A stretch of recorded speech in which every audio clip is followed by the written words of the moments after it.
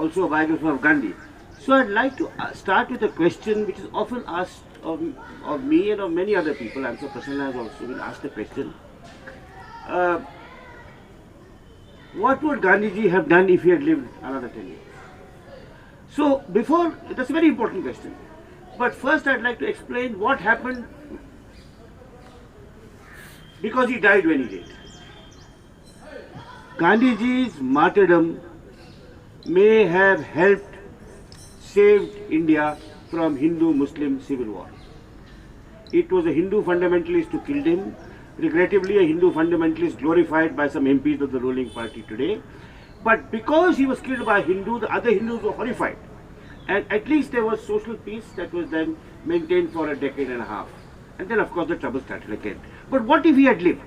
What would Gandhiji's emphasis have been? I believe that if Gandhiji had lived, his emphasis would have been on asking the civil society to act as a watchdog of the people and always ask tough questions of the state. His death deprived the Gandhian movement of that perspective.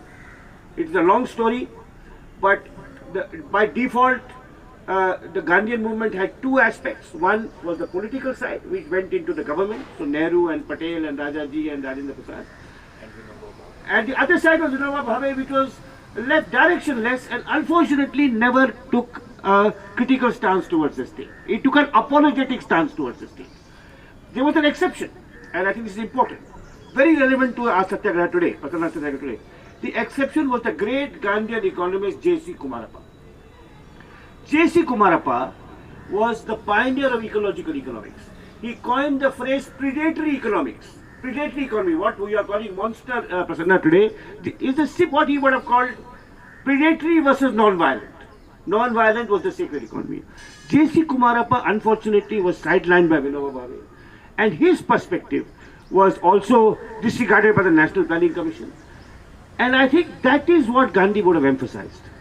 Not just a sustainable economy built grassroots upwards, but civil society always not acting as an apologist or a handmaiden of the state, which it became under Vinoba Bhave, and which it is now becoming under the RSS. The RSS is the apologist or the handmaiden of the BJP, which is ruling. Civil society is independent individuals with a conscience, always acting non-violently. That is why when we are talking about a Satyagraha like this, or a movements like this, we must distinguish them from communal movements, whether they be Islamic communal or Hindu communal, but also Naxalites who use violence. So that is also violence can only produce more violence. So I would like to start with that question. If Gandhiji had been around, he would have acted as a moderate checking. He would have checked the excesses of the government in two ways. One is respond to the grassroots, not only to people with money and influence, and secondly have a environmental perspective. That remember that the earth is finite. Remember that the laws of nature are, if you can break the laws of economics and get away with it. In this country, you break the laws of economics, you won't even go to jail. But if you violate the laws of nature, human civilization itself will be threatened.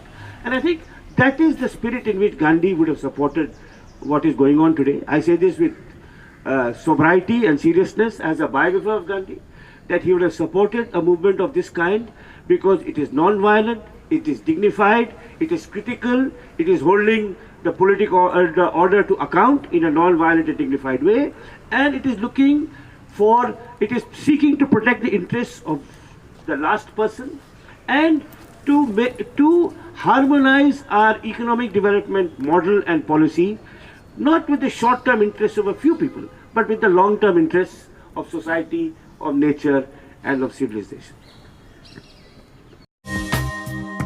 ಹೊಸ ವಿಡಿಯೋಗಳಿಗಾಗಿ subscribe ಮಾಡಿ ಮತ್ತು bell button ಮೇಲೆ click ಮಾಡಿ.